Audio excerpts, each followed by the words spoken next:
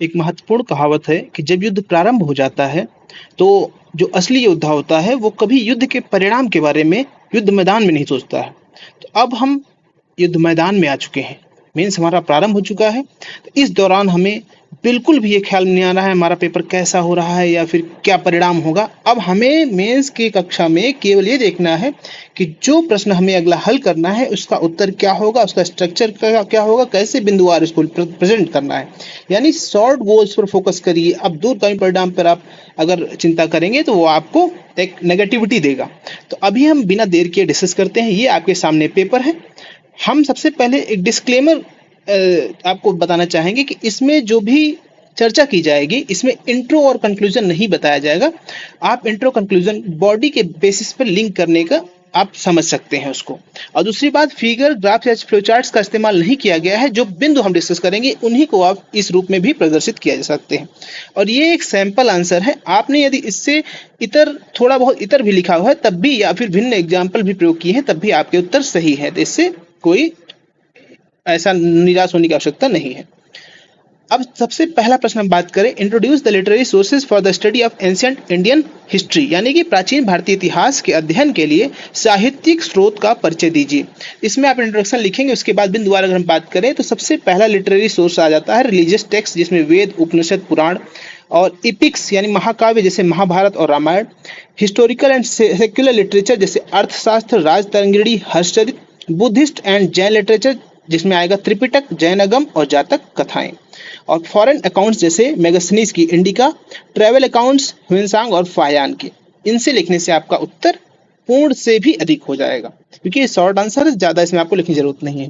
दूसरा है, give an account of the challenges faced by India immediately after independence. स्वतंत्रता के तुरंत बाद भारत के समक्ष चुनौतियों का लेखा जोखा प्रस्तुत कीजिए। तो स्वतंत्रता के तुरंत बाद सबसे पहली जो समस्या थी भारत के पास, विभाजन और रेफ्यूजी क्राइसिस। दूसरा था इकोनॉमिक चैलेंजेस, क्योंकि इंडिया के पास रिसोर्सेज थे नहीं, अनएम्प्लॉयमेंट थी, बहुत सारे इश्यूज थे। सोशल और कल्चरल चैलेंजेस थे कि यानी बहुत सारे भिन्न भिन्न भाषा, भिन्न भिन्न जाति के लोग थे, इनको एक राष्ट्र में पिरोना मुश्किल काम था। भुखमरी और गरीबी ये तो चुनौती थी ही, प्रिंसली स्टेट्स का इंटीग्रेशन करना एक चुनौती थी, और सुरक्षा चुनौतियां भी थी, जैसे पाकिस्तान और चाइना जैसे दुश्मन देश हमारे दोनों तरफ थे। रीबिल्डिंग इंफ्रास्ट्रक्चर और जो एड्रेसिंग सोशल इनइक्वलिटीज। अब इसका कंक्लूजन भी हमने इसमें बताया है कैसे जो है जब प्रिंसली स्टेट्स का इंटीग्रेशन हुआ और प्लानिंग कमीशन 5 ईयर प्लान के माध्यम से धीरे धीरे हमने इन समस्याओं को हल करने का प्रयास किया। अगले प्रश्न पे आते हैं, Napoleon was the son of revolution, explain. Napoleon क्रांति का पुत्र था, व्याख्या कीजिए। जब फ्रेंच रिवॉल्यूशन 1789 में आती है तो उसका मुख्य एम्फेसिस ही क्या था, मेरिटोक्रेसी, यानी कि जो मेरिट के बेस पर चीजों को आगे बढ़ाया जाए, या social mobility and military powers. तो ये चीजें नेपोलियन के पक्ष में थी। तो नेपोलियन कैसे आगे बढ़ा, राइज थ्रू द रैंक्स, वो सीधे एक निम्न स्तर के सिपाही से भर्ती होकर और धीरे धीरे वो अपने मिलिट्री कैपेबिलिटी के बेसिस पे हाई रैंक्स पर गया। और सबसे बड़ी चीज वो अवसरवादी था, उसने अवसर का भी लाभ उठाया कि जब ये फ्रेंच रेवोल्यूशन हुआ तो उससे इंस्टेबिलिटी आई फ्रेंच में और एक पावर वैक्यूम हुआ कि कौन इस समय शक्ति को धारण करेगा। उसका लाभ लेते हुए नेपोलियन उस समय एक बड़े नेता के रूप में उभर कर आया। और पॉपुलिस्ट अपील, यानी लोगों की भी मंशा थी, क्योंकि नेपोलियन की मिलिट्री सक्सेस और उसकी कैरिस्मेटिक लीडरशिप को देखकर लोग भी चाहते थे कि फ्रांस के लिए नेपोलियन एक बेहतर नेता होगा। इस प्रकार नेपोलियन एक क्रांति का पुत्र था, यानी क्रांति उसके इतने बड़े कैरेक्टर का क्रांति ही आधार थी। चौथा प्रश्न है, impact of globalisation on Indian society, यानी भारतीय समाज पर वैश्वीकरण के प्रभावों की चर्चा कीजिए। इसके पॉजिटिव और नेगेटिव दोनों इम्पैक्ट्स हैं, जिसमें इकोनॉमिक इम्पैक्ट्स है, यानी फॉरेन इन्वेस्टमेंट बाहर से आती है, कैसे अर्बन मिडिल क्लास का ग्रोथ होता है। सोशल और कल्चरल इम्पैक्ट्स हैं, जैसे विदेशी फैशन स्टाइल, जैसे जीन्स यहाँ पर पहनना लोग शुरू कर दिए, मूवीज वहां पर कैसे देखने लगे, साहित्य वहां से कैसे आए, वेस्टर्नाइजेशन कैसे हुआ, वैल्यूज जैसे कि हमारी फैमिलीज पहले ज्वाइंट फैमिलीज होती थी लेकिन ग्लोबलाइजेशन के बाद न्यूक्लियर फैमिलीज की तरफ बढ़ा। इन्वायरमेंटल इम्पैक्ट्स क्या हुए, पॉल्यूशन, डिफोरेस्टेशन, ये सारे कॉन्सेप्ट्स भी बढ़ने लगे, क्योंकि हम अपने ग्रोथ की आड़ में, ग्रोथ की भूख में पेड़ों को काटने लगे। लेकिन इसके साथ ही कुछ पॉजिटिव फायदे भी हुए, जैसे सस्टेनेबल प्रैक्टिसेस, जैसे कि रिन्यूएबल एनर्जी कॉन्सेप्ट आया और ग्लोबल एनवायरमेंट मूवमेंट्स भी आए। एजुकेशनल इम्पैक्ट्स में देखा जाए तो ग्लोबल एजुकेशन हमको एक्सेस करने को मिली, लेकिन इसके साथ भी कुछ चैलेंजेस जुड़ी थी, जैसे जॉब डिस्प्लेसमेंट और पर्यावरण चुनौतियां और साहित्यिक इरोजन यानी कल्चरल इरोजन जैसे कि हमारे ट्रेडिशंस का गायब होना। अगला प्रश्न है, explain the contribution of women's organisation in the development of Indian rural society. भारतीय ग्रामीण समाज के विकास में महिला संगठनों के योगदान का वर्णन कीजिए। तो सबसे पहले तो आप वीमेंस ऑर्गेनाइजेशन का कोई एग्जांपल लेते हुए इंट्रोडक्शन करेंगे, उसके बाद बिंदुवार आप सबसे पहले इकोनॉमिक डेवलपमेंट एक जो हेडिंग हो सकती है जिसमें किस प्रकार से एसएचजी सेल्फ हेल्प ग्रुप्स ने छोटी छोटी इकाइयों में कुटीर उद्योगों के माध्यम से इकोनॉमिक डेवलपमेंट किया है रूरल सोसाइटी का। और सामाजिक चेंज अगला जो है हेडिंग हो सकती है जिसमें बताया जा सकता है किस प्रकार से महिलाओं ने एजुकेशन हेल्थ इन सेक्टर में आप देखेंगे तो सबसे ज्यादा एम्प्लॉयमेंट यानी कि आपकी नर्सेज जितनी है मोस्टली वीमेंस होती हैं। आपकी जो एजुकेशन में प्राइमरी एजुकेशन में सेकेंडरी एजुकेशन में जो टीचर्स में देखो उसमें वीमेन का शेयर बहुत ज्यादा है। तो कैसे सोशल चेंज भी इन्होंने लाया हुआ है। हेल्थ केयर में देखा जाए तो जो भी वीमेन लेड हेल्थ इनिशिएटिव्स हैं वो ज़्यादा सक्सेसफुल होता है, क्योंकि यदि महिलाएं शिक्षित हैं और वो जागरूक हैं तो उस घर परिवार का स्वास्थ्य भी बढ़िया होता है। कम्युनिटी इंगेजमेंट एक जो है अगर हम बात करें तो किस प्रकार से महिला की जो जैसे कुदुम्बश्री नांदी फाउंडेशन ये सब हो गया, किस प्रकार से कम्युनिटी में एंगेज करके चीज़ों को बढ़ा रही हैं और आगे। अब हम कुछ एग्जांपल्स की बात करें तो सेवा self employed women's association Kudumbashree जैसे महत्वपूर्ण एग्जांपल्स हो सकते हैं इसके। अगला प्रश्न है, describe the main characteristics of Indian culture. भारतीय संस्कृति की मुख्य विशेषताओं का वर्णन कीजिए। तो आप सबसे पहले भारतीय संस्कृति का कुछ बैकग्राउंड लेते हुए एक इंट्रोडक्शन लिखेंगे, उसके बाद आप बात करेंगे इन बिंदुओं पर। मेन कैरेक्टरिस्टिक्स क्या है? Diversity and pluralism, spirituality and philosophy, family and community, traditional and festivals, art craftsmanship, cuisines, respect for elders, rituals जैसे कि हम धागा बांधते हैं, एम्फेसिस ऑन एजुकेशन। और लास्ट में कंक्लूजन आप बताएंगे कि हम इंडिया एक मेल्टिंग पॉट मॉडल है, यानी कि यहाँ पर वर्ष में देखा जाए इतिहास काल से ही देखा जाए, चाहे मुगल आए हों चाहे जो भी आए हों, सब लोगों के कल्चर को हमने यहाँ स्वीकारा है और एक नया भारतीय कल्चर बनाया है। इसको मेल्टिंग पॉट मॉडल बोलेंगे, जिसको आप कंक्लूजन में इस्तेमाल कर सकते हैं। अगला प्रश्न, what is the use of oceans for human. मनुष्यों के लिए महासागरों का क्या उपयोग है? तो सबसे पहले अगर हम बिंदुवार बात करेंगे, इंट्रोडक्शन आप एक इससे रिलेटेड बना सकते हैं, कोई आंकड़े को लेकर या कोई फोर्थ को लेकर। इसका महत्व देखा जाए तो ये फूड सोर्स के रूप में क्लाइमेट का रेगुलेशन करता है। इसमें जो फाइटोप्लैंक्टन्स होते हैं वो ऑक्सीजन का प्रोडक्शन करते हैं। ये ट्रांसपोर्टेशन के लिए बड़ी बड़ी शिप्स भी यूज होते हैं। टूरिज्म और रिक्रिएशन एक्टिविटीज के लिए भी होते हैं। एनर्जी रिसोर्सेज, इसमें भरमार है एनर्जी की। बायोडाइवर्सिटी यानी बहुत सारे जीवों के लिए स्थान होते हैं, उनका हैबिटेट होता है। मेडिसिन, बहुत सारी दवाएं से बनती हैं। कार्बन सिक्वेस्ट्रेशन और मिनरल रिसोर्सेज। अगला प्रश्न है, what is inter relation between climate soil and vegetation. जलवायु, मृदा और वनस्पति के अंतर संबंधों को स्पष्ट कीजिए। तो ये एक देखा जाए, एक मैंने एक चार्ट बनाने का एक डायग्राम बनाने का प्रयास किया है, किस प्रकार से आप इसको समय की बचत और जो है चीजों को अच्छे से प्रेजेंट कर सकते हैं। इस प्रकार से क्लाइमेट सॉइल और वेजिटेशन का एक त्रिभुज बनाएंगे, जिसे बताएंगे। जैसे उदाहरण के तौर पर देखा जाए तो किस प्रकार से सॉइल क्लाइमेट को हेल्प करता है। ये इवेपोरेशन और टेरेन जो सॉइल का होता है वो क्लाइमेट डिसाइड करता है। जैसे पहाड़ है तो वहाँ की क्लाइमेट अलग होगी, अगर मरुस्थल है तो वहाँ की क्लाइमेट अलग होगी। और क्लाइमेट किस प्रकार से सॉइल को डिसाइड करता है? सॉइल का मॉइस्चर होगा तो क्लाइमेट में अगर मॉइस्चर होगा तो सॉइल की क्वालिटी अलग होगी। क्लाइमेट जो है वेदरिंग और इरोजन को इंसिस्ट करता है, जिससे सॉइल मृदा बनने की मात्रा को कंट्रोल करता है। ऐसी तीनों चीजों को आप इसमें दिखा सकते हैं जिस प्रकार से बताया गया है। अगला प्रश्न है, what is a smart city, describe its key features.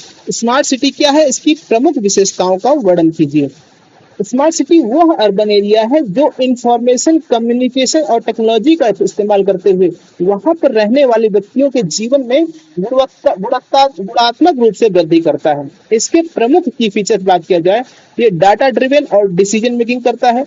Smart infrastructure होता है, जैसे कि मेट्रो वगैरह आपने देखा होगा। यहाँ पर सस्टेनेबल एनर्जी होती है, renewable energy, solar power plants का इस्तेमाल होता है। इंटेलिजेंट ट्रांसपोर्टेशन, जैसे अच्छी बसों का नेटवर्क, मेट्रो कनेक्टिविटी, ये सारी चीज रहता है। Citizen engagement, smart governance, public safety, environment sustainability. ऐसे इसके एग्जाम्पल्स बहुत सारे छोटे छोटे एग्जाम्पल हमारे देश में भी उपस्थित है। जैसे दिल्ली का मेट्रो सिस्टम एक वाकई में एक लाजवाब मेट्रो सिस्टम है। और बार्सिलोना, सिंगापुर जैसे शहर भी वैश्विक स्तर पर इसके अच्छे उदाहरण हो सकते हैं। 10वां प्रश्न है right a note on seismic waves of India. Bharat के भूकंपीय क्षेत्रों पर टिप्पणी लिखिए। इसको सीधे से आप एक मानचित्र बनाइए, उसमें दिखाइए किस प्रकार से 4 सीज्मिक जोन्स हैं, उनकी ग्रेविटी कैसे बढ़ती है, सीज्मिक जोन 5, 4, 3, 2, और उसमें मानचित्र में आप दिखा दीजिए किस प्रकार से हिमालय के क्षेत्र जो है सीज्मिक जोन 5 में आते हैं, उसके नीचे जो 3 में आते हैं, और कोस्टल जो एरियाज है 2 में आते हैं, और बीच वाले सबसे कम होते हैं। ऐसे आप मानचित्र में दिखा दीजिए, एक कंक्लूजन लिख दीजिए, आपका उत्तर समाप्त हो जाता है। अब हम लॉन्ग आंसर्स पे आएंगे। 11वां प्रश्न है French revolution was great result of enlightenment period, comment. France की क्रांति प्रबोधन काल की सुपरिणाम थी, टिप्पणी कीजिए। तो ये देखिए इनलाइटनमेंट पीरियड जो था उसका जो प्रमुख के महत्व किस पे देता था, रीजन पे, इंडिविजुअल राइट्स एंड लिबर्टी पे, डेमोक्रेसी और पॉपुलर सवर्निटी पर। जो वहां के थिंकर्स थे रूसो, वोल्टेयर और मोंटेस्क्यू, इन लोगों ने इस चीज में बहुत ही महत्वपूर्ण योगदान दिया। किस प्रकार से योगदान दिया आप उन कुछ घटनाओं का जिक्र कर सकते हैं, और सबसे अंत में आप निष्कर्ष भी लिख सकते हैं किस प्रकार से declaration of rights of man end of citizens 1789 में principle of liberty, equality and fraternity को अडॉप्ट किया, जो हमारे भारत के संविधान में भी इसको अडॉप्ट किया गया है। 12वां प्रश्न है outline the development of revolutionary movement in Bengal. Bengal में क्रांतिकारी आंदोलन के विकास को रेखांकित कीजिए। इसमें आप देखेंगे 1902 में अनुशीलन समिति का गठन हुआ, उसके बाद 1820-30 के लगभग दशक में यंग बंगाल मूवमेंट का, इसके बाद 1905 में बंगाल का विभाजन होता है और युगांतर पार्टी गठन होता है 1906 में, जिससे युगांतर पत्रिका भी छपती है, और वहां की युवा जो है वो रिवॉल्यूशनरी एक्टिविटीज में इन माध्यमों से इन्वॉल्व होते हैं। जो महत्वपूर्ण इवेंट्स इस दौरान है, इसमें अगर हम बात करें तो मुजफ्फरपुर कॉन्स्पिरेसी केस, जिसमें खुदीराम बोस ने और उनके एक साथी ने एक महत्वपूर्ण अंग्रेज अधिकारी पर गोली चलाने का प्रयास, उसकी हत्या का प्रयास किया था। अलीपुर कॉन्स्पिरेसी केस 1908-9 में, दिल्ली बम केस, ये सारे महत्वपूर्ण इवेंट्स थे। और इंपॉर्टेंट रिवॉल्यूशनरी की बात करें तो अरविंदो घोष, बाघा जतीन और खुदीराम बोस, रासबिहारी घोष इसमें थे। 13वां प्रश्न, write the main features of Sangam period culture. संगमकालीन संस्कृति की प्रमुख विशेषताएं क्या थी, वहां का सोशल स्ट्रक्चर, किस प्रकार से वहां का कॉम्प्लेक्स हायरार्की थी कि किंग, वॉरियर, प्रीस्ट, मर्चेंट और फार्मर, इनमें एक हायरार्की थी। लिटरेचर और आर्ट्स के मामले में ये बहुत रिच पीरियड था। यहाँ पे रिलीजन और स्पिरिचुअलिटी का बहुत बड़ा एक उदाहरण था। आपने देखा किस प्रकार से यहाँ स्पिरिचुअलिज्म का जो है यहाँ पर इसको बढ़ावा दिया गया। इकोनॉमी और ट्रेड की बात करें तो इस समय काल में रोमन साम्राज्य से और साउथ ईस्ट एशिया के देशों से भी यहाँ के लोगों के व्यापार समझौते या व्यापार लिंक्स थे। यहाँ की पॉलिटिक्स और गवर्नेंस की बात करें तो चोल, चेर और पांड्य 3 प्रमुख जो है जो कह लीजिए आप साम्राज्य यहाँ पर काम करते थे। कल्चरल लेगेसी की बात करें तो इस दौरान कितने लिटरेचर, कितने सारी चीजें काम हुई, तो आप उसको उदाहरण लिख सकते हैं यहाँ पर। 14वां प्रश्न अगर हम बात करें, Indian society is known for its uniqueness and cultural diversity of India, discuss. ये आप देखेंगे शॉर्ट आंसर में भी एक ऐसा प्रश्न आया है, उससे भी आप रेड प्लस को लिख सकते हैं। तो इसमें सबसे बात करें हम तो लिंग्विस्टिक डाइवर्सिटी, यानी विभिन्न लोग, भाषा के लोग यहाँ रहते हैं, रिलीजियस प्लूरलिज्म, कल्चरल ट्रेडिशंस, अलग अलग खान पान के जो क्यूजीन्स हैं, डिफरेंट एरियाज में डिफरेंट आर्ट्स एंड क्राफ्ट्समैनशिप है, फैमिली और सोशल स्ट्रक्चर यहाँ पे अलग अलग होता है, अलग अलग प्रांतों में अलग अलग फेस्टिवल्स होते हैं, और यहाँ पर लोग इंटेलेक्ट और फिलोसफी को बहुत ही इंपॉर्टेंस देते हैं। इसके बावजूद भी यहाँ पर देखा जाए तो हमारा देश में यूनिटी एंड डाइवर्सिटी का कॉन्सेप्ट चलता है, जो हमारे देश को एक सूत्र गिरोह कर रखने का काम करता है। Discuss the question caste based discrimination, ये इसके कारण है, लेकिन आप देखेंगे तो इसके कॉन्सिक्वेंसेस भी यही है, क्योंकि जब व्यक्ति गरीब होगा तो उसका स्वास्थ्य भी कमजोर होगा, पुअर हेल्थ होगा, और जब गरीब होगा तो वो एजुकेशन भी एक्सेस नहीं कर पाएगा, और जब वो गरीब होगा तो वो वल्नरेबल भी होता है डिजीज के प्रति या किसी भी प्रति। सोशल एक्सक्लूजन, समाज में उसको अलग जो है कर दिया जाएगा, अलग थलग कर दिया जाएगा, और उसकी आर्थिक इंस्टेबिलिटी भी होगी, और यही सब कारण उसको गरीब, अगली पीढ़ी को भी गरीब बनाते हैं। तो गरीब को इसका हल क्या है कि वो इस दुष्चक्र से निकलने के लिए अच्छे स्वास्थ्य और शिक्षा का अर्जन करे, जिससे वो इस दुष्चक्र से निकल पाएगा। इसका आप चित्रात्मक रूप से प्रस्तुति भी कर सकते हैं। 16वां प्रश्न है, how the growing regionalism in India affect the economy and polity. Bharat में बढ़ता हुआ क्षेत्रवाद किस प्रकार से अर्थव्यवस्था तथा राजव्यवस्था को प्रभावित कर रही है, स्पष्ट कीजिए। तो अगर हम देखें किस प्रकार से रीजनलिज्म इकोनॉमिकली इम्पैक्ट करता है, तो जो क्षेत्रवाद है वो किसी क्षेत्र विशेष की भावना को लेकर किया जाने वाला बात या आंदोलन, उसको क्षेत्रवाद है। ऐसे में अनइवन डेवलपमेंट होगा, यानी कि जो व्यक्ति सत्ता के केंद्र पर जाएगा वो अपने राज्य या अपने इलाके में ही डेवलपमेंट लाने का प्रयास करेगा और बाकी इलाके पीछे रह जाएंगे। रिसोर्स एलोकेशन इम्बैलेंस होगा, यानी कहीं पर रिसोर्सेज ज्यादा हो जाएंगे, कहीं पर कम मिलेगा। इंफ्रास्ट्रक्चर डेवलपमेंट डिलेज होंगे, यानी कि कहीं का काम तेजी से होगा, कहीं पर पुल, नहर, रोड ये सब पीछे रह जाएंगे। इसका एक फायदा भी है, यानी कि जब रीजनलिज्म होगा तो कंपटीशन और ग्रोथ भी हो सकता है। एक क्षेत्र दूसरे क्षेत्र से आगे बढ़ने के लिए एक्स्ट्रा एफर्ट भी डाल सकता है और अंततः पूरे देश में भी फायदा हो सकता है यदि इसका एक सकारात्मक पहलू हम देखें। राजनीतिक प्रभाव इसके क्या है क्षेत्रवाद के? तो सबसे पहली चीज है जो राष्ट्रीय पॉलिटिक्स है उसका फ्रेगमेंटेशन हो जाता है, यानी कि राष्ट्रीय मुद्दे पीछे रह जाते हैं और क्षेत्रीय मुद्दे हावी हो जाते हैं।